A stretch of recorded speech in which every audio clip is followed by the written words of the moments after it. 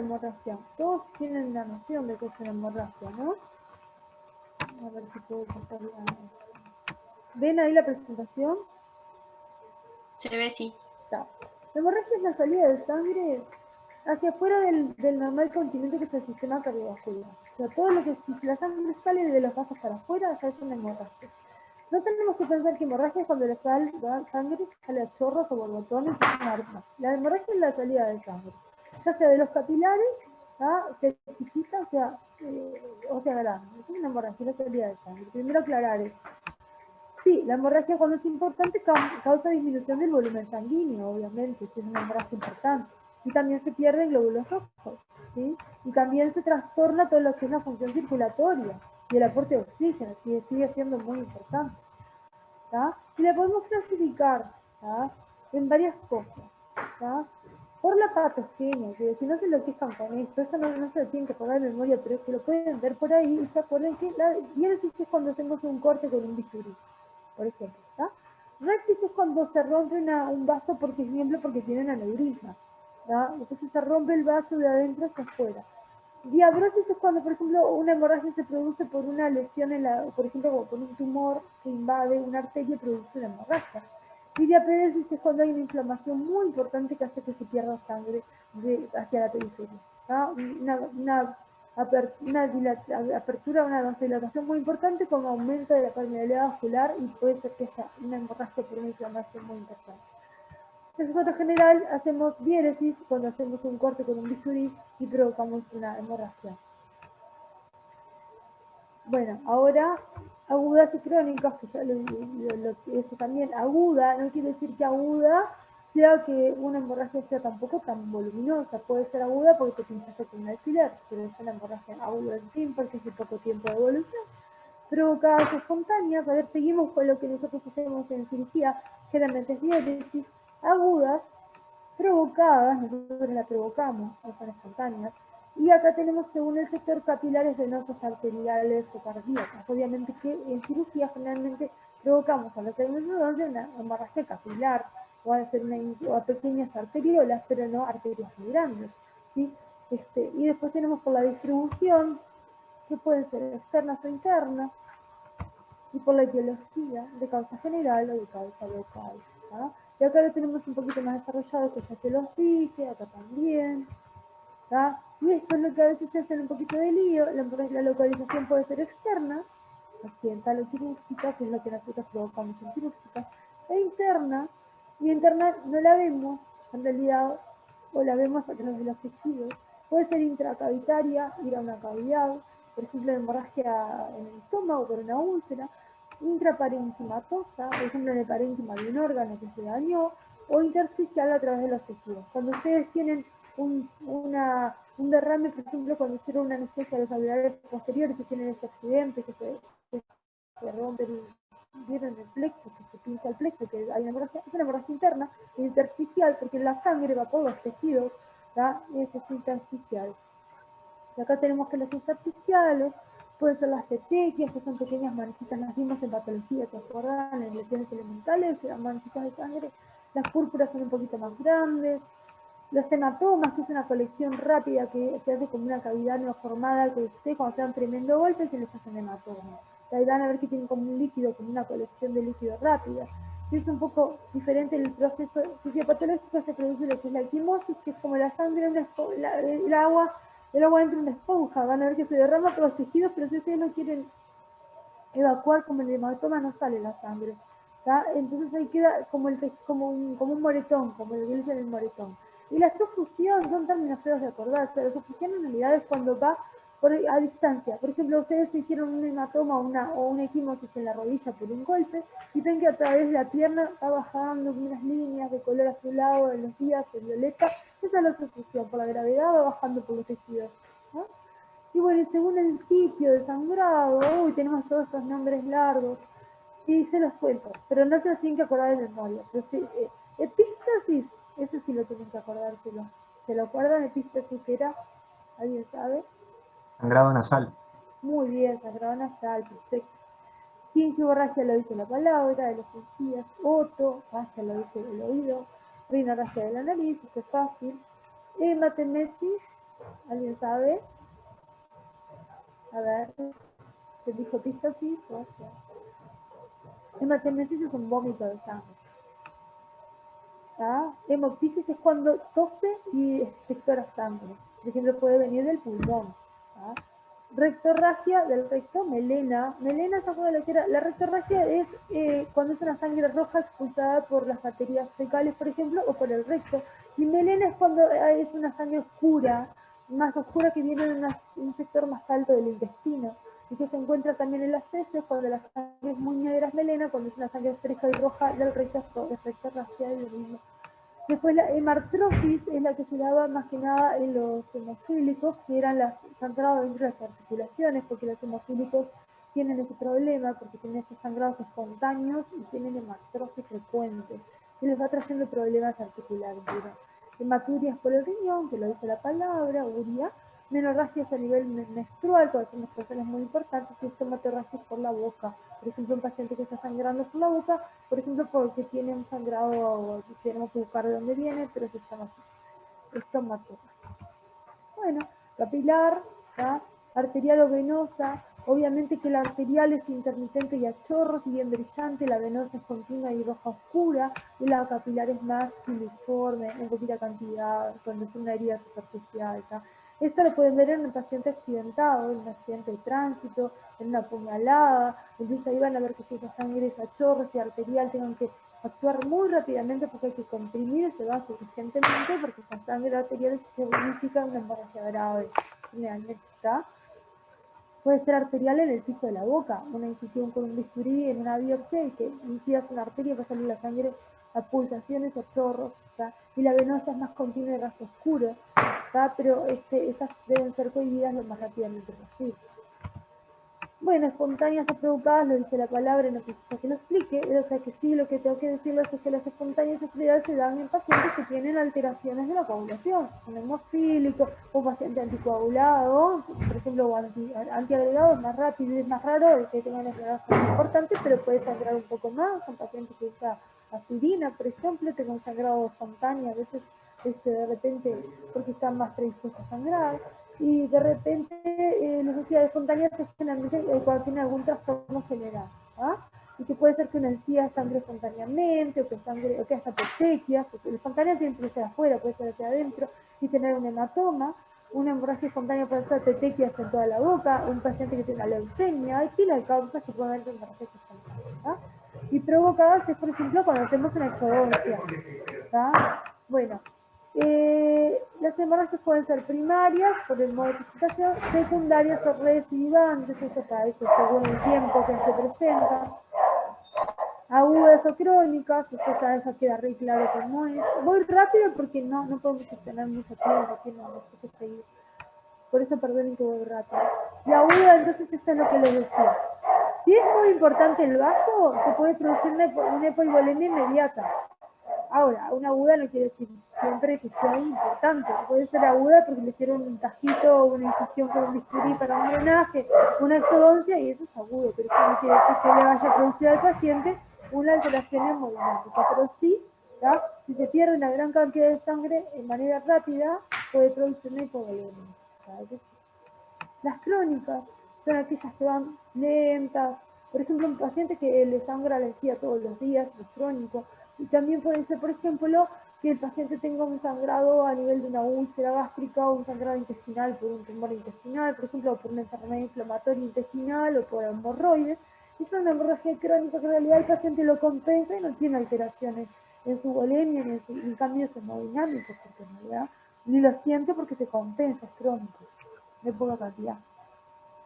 Bueno, y frente a una hemorragia es muy importante que esto, o sea, ustedes tengan que determinar si esta hemorragia de qué grado es, porque eso va a determinar la vida o la muerte de la persona, la gravedad de esa hemorragia. Entonces la hemorragia puede ser leve, puede ser grave o puede ser muy grave.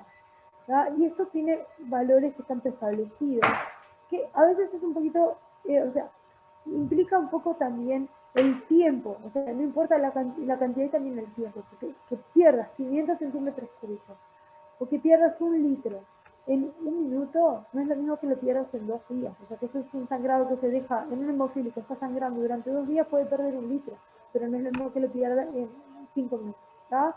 Entonces el tiempo, vamos a ver después. Pero sí, leve, vamos a hablar de una hemorragia leve, es un 10% de la volemia. Una persona más o menos de 70 kilos, tiene 5 litros de sangre más o menos. ¿Tá? Entonces, un 10% serían 500 centímetros cúbicos. En una persona, vamos a decir, de un peso medio, 70 kilos, vamos a ponerlo. Esa persona, si pierde 500 centímetros cúbicos, tiene cambios hemodinámicos leves, escasos, o sea, su cuerpo no va a sentir demasiado esa pérdida de los 500 centímetros cúbicos como algo que los receptores lo vayan a percibir como algo que está pasando grave. Simplemente es como cuando te hacen una extracción de sangre, por ejemplo, para una donación de sangre, te sacan 500 centímetros cúbicos, y solamente te puede traer una alteración psicogénica que vos te sientas como medio mareado, medio mal, pero en general es psicogénico, no tiene grandes cambios. Una hemorragia grave es aquella que se pierden entre 500 y 1500. Sí, trae trastornos hemodinámicos y el organismo lo trata de compensar. Ya es un 10 o un 30% de toda nuestra volemia.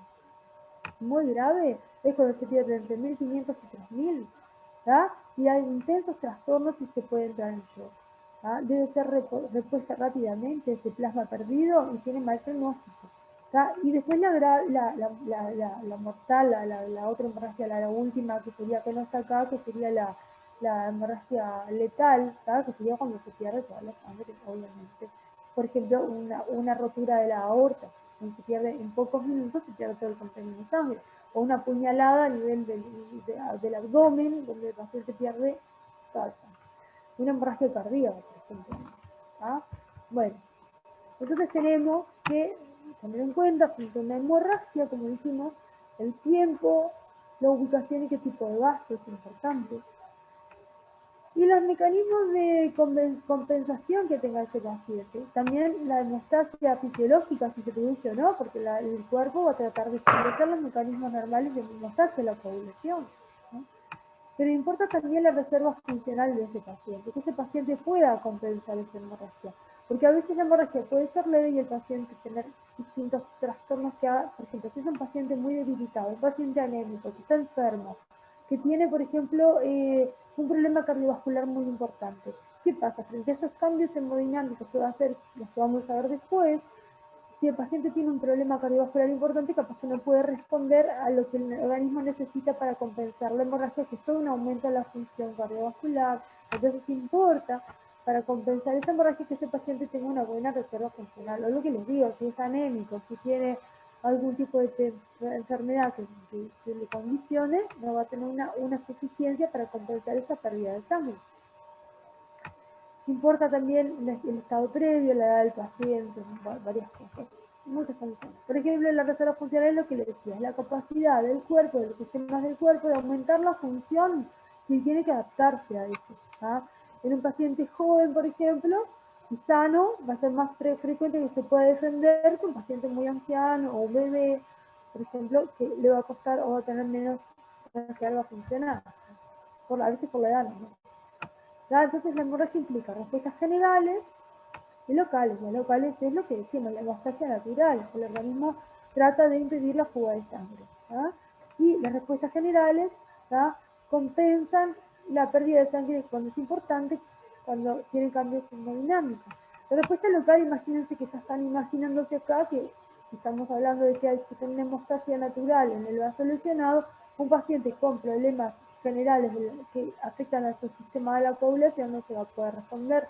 Por ejemplo, entonces, estamos haciendo una cirugía y el paciente tiene un NR muy alto porque está anticoagulado con warfarina, o es un hemofílico, o tiene un von Willebrand, o es un paciente que tiene una leucemia, no tiene plaquetas, o un paciente con algún problema de las plaquetas X, de todos los que puede haber, imagínense cualquiera de todos los que vieron en fisiopatología, o tiene un problema del hígado, donde no puede formar los factores de la coagulación, y más todo lo que implica un problema hepático, que tiene otros problemas más, que faltan plaquetas, a nivel de la circulación, muchas cosas. Entonces los pacientes ya no tienen una buena respuesta local. Entonces la respuesta local es muy importante, y también la compensación a nivel general. La respuesta local debe estar íntegra o debe estar, por eso hay que valorar siempre que el paciente no tenga problemas sistémicos que impidan esa respuesta local, porque si no existe esa respuesta local, va a sangrar mucho, ¿tá? A nivel de la lesión del vaso. Bueno, y acá vamos a ver la compensación, ¿tá? Y esto es lo que les decía, el volumen y el tiempo importa en la gravedad. Cuanto más rápido se pierda, más cantidad y más rápido va a ser más grave. Eso se entiende, porque si nosotros perdemos casi toda la sangre que tenemos en unos minutos, el cuerpo no puede compensar. Y acá está lo que les decía. Si tiene un joven de 70 kilos con 5 litros de volemia y pierde 500, que es un 10%, es una hemorragia leve. ¿tá? Pero en cambio, si esa hemorragia es de 500 a 5 litros, del 10%, que en este paciente son 5 litros, son 500 porque tiene 5 litros, esa hemorragia en un paciente que tiene una volemia de 3,5 litros porque pesa 50 kilos, porque es más chiquito, ¿tá? Esas 500 centímetros cúbicos serían en realidad un 15%, ya no, ¿tá? Esos 500 centímetros cúbicos, esos 500 mililitros, perdón, bueno, son 3,5 litros para esa persona que es, por ejemplo, un niño, o un niño grande, o una mujer más menudita, o un hombre que es muy chiquito.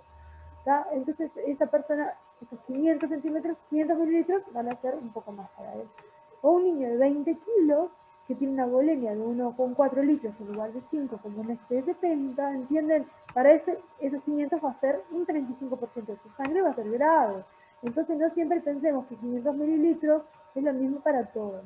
500 mililitros nos referimos a una persona que tiene 5 litros como algo leve, ¿tá? Un 10%, porque tenemos que más o menos calcular en realidad el porcentaje de lo que calculamos que tiene de litros de sangre.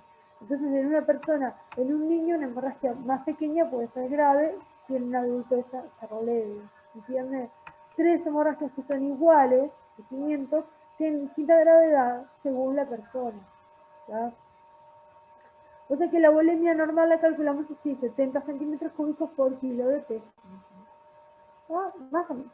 O sea, más o menos. Lo que tienen que tener consciente es que si están enfrente a una hemorragia, tienen que ver que si el paciente es muy pequeño, pesa muy poquito, o es un niño, o es un enfermo, o eso, vamos a tener que tener otras consideraciones para un paciente sano, ¿verdad?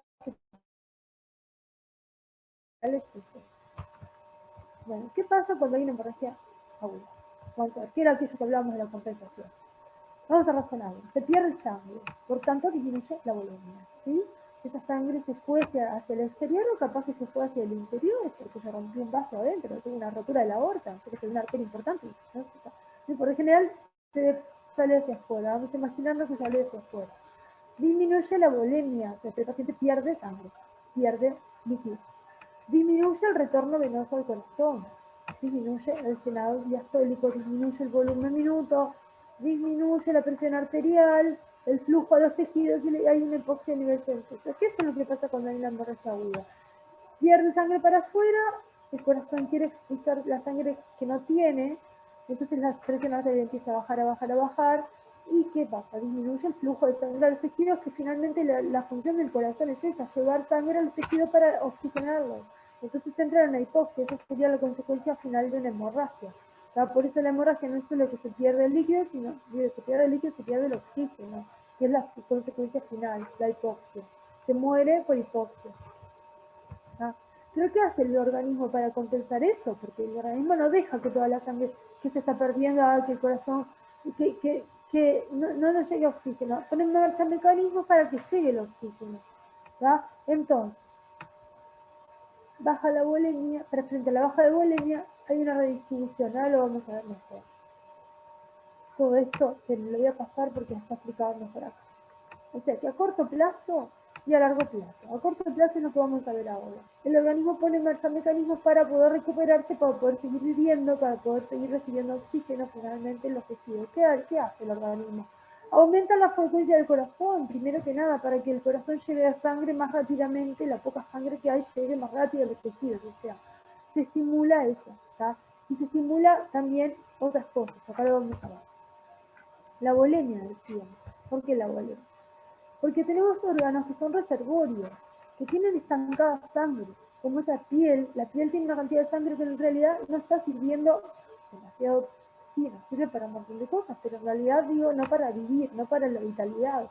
En el hígado y en el vaso también hay sangre estancada, y también en el pulmón. Entonces, ¿qué pasa? Hay una vasoconstricción venosa en esa zona y se expulsa sangre de esos órganos estanques. Y por ese mecanismo reflejo que hay cuando el organismo detecta que tiene poco volumen en sus vasos, hay una detección por los vasoreceptores y se estimula la expresión de esa sangre que está acumulada y se va la sangre esa que está acumulada hacia la circulación. ¿Entiendes? O sea que se llama expresión de los reservorios. Esos reservorios que aportan casi 500 mililitros al litro de líquido que estaba estancado, ¿entienden? Entonces ya con eso el organismo está devolviéndole, claro, si pónganle que se detuvo la hemorragia, bárbaro. El problema es que la hemorragia siga, o sea que no se cohiba. Pero si ustedes logran cohibir la hemorragia, saben que el organismo va a estar poniendo en marcha mecanismos para que esa persona pueda sobrevivir. Y entre una de ellas es esa, la expresión de los reservorios. Otra es la reabsorción aumentada. ¿Qué pasa? Cuando ustedes se acuerdan que siempre que los capilares tenían una presión hidrostática favorable hacia afuera, entonces siempre salía un poquito más de lo que entraba, porque había lo que era la presión hidrostática del vaso. Bueno, acá es al revés, acá los vasos están colapsados, entonces pasa sangre de los tejidos del intersticio para adentro, y eso también ayuda. ¿Tá? Y se llama eso, pasaje de líquidos al revés, del intersticio hacia la luz del vaso. Acá se invierte lo que sucede normalmente, ¿tá? Por un problema de presión hidrostática normalmente, ¿tá? Entonces se corrige la volemia, el organismo lo primero que hace, por eso les decía, si logramos detener la hemorragia, bueno, con eso ya se va a mejorar, pero también el organismo lo que hace es aumentar el retorno venoso, ¿tá? Y la frecuencia cardíaca. ¿Para qué? Porque el retorno venoso hace que aumente el llenado diastólico, o sea que hay una vasoconstricción en el sector venoso. Entonces, así que pasa, que se aumenta la sangre que viene al corazón. En realidad es el mayor retorno. Y también aumenta la frecuencia cardíaca. O sea que hay una taquicardia, eso se estimula el simpático, lo que se estimula el simpático hace una taquicardia refleja, se inhibe el vago y se da una descarga adrenérgica. ¿Para qué? Porque está buscando eso, más sangre que circule, más rápido. Y la presión arterial, que estaba tan bajita porque había poco volumen en los vasos, se va a intentar aumentar. ¿Y cómo la aumenta? Perdón. ¿Cómo la aumenta aumentando la resistencia periférica por el simpático también. Hay una vasoconstricción periférica. ¿Tá? O sea que esos vasoreceptores que decían que los vasos estaban con poca presión, ¿tá? Estimulan a la resistencia periférica que aumente para subir la presión arterial. Y también aumenta el gasto cardíaco, o sea que empieza a aumentar hay una taquicardia. Entonces, ¿qué va a haber? Frente a esa presión arterial tan baja que estaba en la hemorragia, el organismo aumenta la resistencia periférica e intenta subir la presión. Y también aumenta el gasto cardíaco. Eso va a intentar subir la presión arterial para que haya más sangre en la periferia, para que circule. Entonces, ahora vamos a ver lo que le pasa al paciente cuando lo vemos. ¿Tá? También se estimula el eje renina, angiotensina y aldosterona. ¿Tá? Desciende la presión arterial, el riñón libera renina, eso es un poco más lento. La aldosterona retiene a nivel del riñón sodio y agua y aumenta la presión arterial. Entonces que estamos poniendo todo eso en marcha. El organismo está intentando, pero ya les digo, siempre y cuando se detenga la hemorragia, si esto sigue, se muere. Pero mientras se detenga la hemorragia, el organismo está poniendo todos esos mecanismos, o sea que retiene agua y retiene sal, ¿tá? Entonces orina menos, por eso hay una disminución en la orina, ¿tá? Hay menos orina. Y vasoconstricción también. La hipoxia, ¿qué hace el organismo? Pone en marcha cambios respiratorios también. Aumenta la frecuencia respiratoria. Entonces el paciente que está con una hemorragia respira más rápido y tiene una profundidad respiratoria más importante. O sea, hay una taquipnea, respira más aceleradamente. Hay una apnea, la profundidad respiratoria también se aumenta. ¿tá? O sea que aumenta, hay cambios circulatorios y respiratorios en corrección. O sea que imagínense que todo lo que está poniendo en marcha el organismo para compensar esa hemorragia. ¿tá? Y bueno, ahora vamos a ver qué le pasa al paciente con eso que hablamos. Pero también acuérdense que hay mecanismos mediatos, ¿tá? Donde se desarrolla el mecanismo de la sed, ¿tá? Y el paciente empieza a sentir sed, libera hormona antidiurética también que retiene agua, y hay oliguria, o sea, el riñón está funcionando menos porque hay menos porque dijimos de la renina, ¿no? Y también disminuye el nitrosativa azota. Todo eso sucede, hay menos orina y mucha sed. Mecanismos tardíos, a largo plazo, que el organismo después de que pasa todo eso se mejora, Va a necesitar más vitamina B12, más hierro para reponer los glóbulos rojos perdidos. El hígado va a necesitar proteínas de la dieta para reponer todas las proteínas del plasma que se perdieron. Eso es más a largo plazo. Pero vamos a ver, y voy muy rápido, perdonen porque sé que se me acabó el tiempo. ¿Qué pasa? Vamos a razonar. El organismo ustedes tenían que habían perdido mucho líquido, muchos de los casos estaban colapsados y se puso en marcha por los vasoreceptores simpáticos. La piel y la mucosa, ¿qué le pasa? Se hizo una vasoconstricción periférica, ya dijimos, para levantar la presión arterial, porque el simpático hace eso, vasoconstricción. Entonces el paciente se ve pálido, frío y sudoroso, ¿está? Por el simpático. Entonces vos ves un paciente con una hemorragia, lo ves blanco, pálido, muy frío y sudoroso. Desde el punto del sistema nervioso puede sufrir también por esa hipoxia una excitación para después llegar a una depresión y una obnubilación que sería la pérdida de la conciencia. O sea que el paciente está confuso porque tiene poco oxígeno y está confuso y hasta pierde el conocimiento. En el sistema cardiovascular vamos a ver que tiene una taquicardia, que ya lo vimos por qué, porque el corazón quiere aumentar la frecuencia, pero a la vez tiene una hipotensión porque no hay contenido, ¿tá? Pero en realidad esa taquicardia, esa hipotensión, esa taquicardia refleja hace que vos le tomes el pulso y lo tenga muy rápido el pulso. Pero ese pulso no va a estar lleno y normal, va a estar muy débil porque no tiene contenido. ¿Entienden? El corazón está haciendo un esfuerzo enorme por llevar sangre, que casi no hay, entonces trabaja muy rápido con muy poco volumen. Entonces el pulso en una hemorragia es débil, finito, pero muy rápido. ¿Tá? A su vez, es lo que dijimos. El paciente tiene un aumento en la frecuencia respiratoria y en la profundidad, taquipnea y batimia. Taquipnea es aumento en la frecuencia respiratoria y batimia en la profundidad. O sea que el organismo lo que está haciendo es intentar una sed de aire, sed de oxígeno. ¿tá? Respira más rápido y más profundo para recibir más oxígeno de afuera. Y renal, dijimos, hay una oliguria, todo lo que dijimos, porque hay menos líquido, obviamente la orina lo sufre, y una orina muy concentrada. ¿Quedó claro esto? Era esto, o sea, ya está. O sea, ¿entendieron? Un poco el mecanismo de lo que le pasa a una paciente que tiene hemorragia.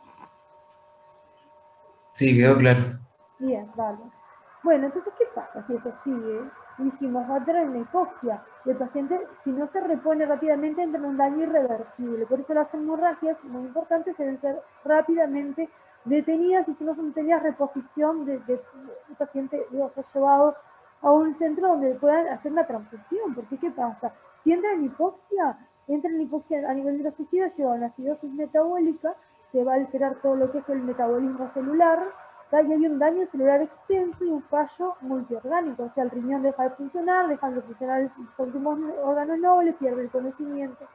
¿tá? Y entonces, si ustedes ven, el paciente primero, si se salva de la hemorragia, va a tener hemodilución, porque va a entrarle mucho, va a tener líquido, pero el líquido que va a reponer, por eso le tienen que hacer transfusiones, a veces no solo darle plasma, y va a tener una anemia al final, pero si se salva la anemia va a ser lo de menos porque el organismo lo va a poner en marcha mecanismos para normalizar, ya sea normocítica, porque tiene, o sea, las células en el primer lugar van a ser normales, o sea, van a haber menos glóbulos rojos, ¿tá? Pero bueno, eso el organismo lo va a reponer a largo plazo.